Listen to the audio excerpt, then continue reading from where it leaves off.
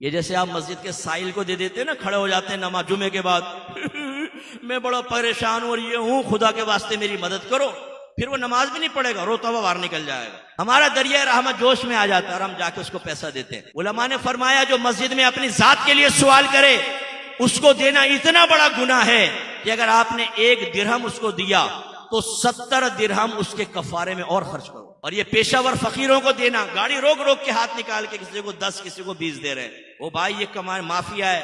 आप मुझ जैसे और आप जैसों को बेच के खा जाए, इनका इतना बैंक बैलेंस होता है, आपको नहीं पता पूरा माफिया काम कर रहा है। वरना आप भेस बदल के किसी फुटपाथ पे खड़े होकर देखें, आ जाएंगे 8-10, भाई तू कौन है, कहां से आ गया, ये फुटपाथ तो हमने खरीदा हुआ है 45 लाख का, तारिक रोड का तो करोड़ सवा करोड़ का बिकता है।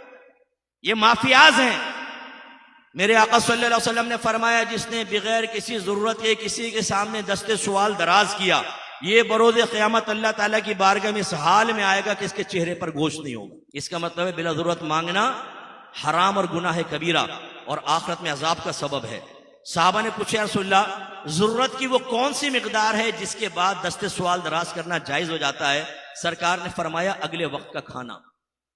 यानी अगर अगले वक्त का खाना भी नहीं है तो आप बकदर जरूरत मांग सकते हैं या मुझे खाना खिला दो, वरना दस्ते सवाल दराज करना हराम। और याद रखें, तावनु अलल बिर्रि वत तक़वा वला तावनु अलल इस्मि वल उद्वान। आपका रब फरमा रहा है नेकी और भलाई के कामों में एक दूसरे से ताउन करो, ज्यादती और गुनाह के काम में ताउन ना करो।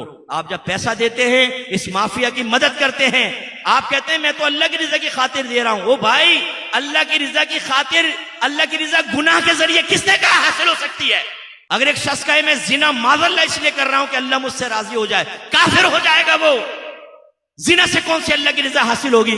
तो ये हराम काम जो आप कर रहे हैं और आप कहते हैं मैं तो अल्लाह के लिए कर रहा हूं, तो आपके कहने से हराम हलाल हो जाएगा? नहीं, आप गुनाहगार होते हैं।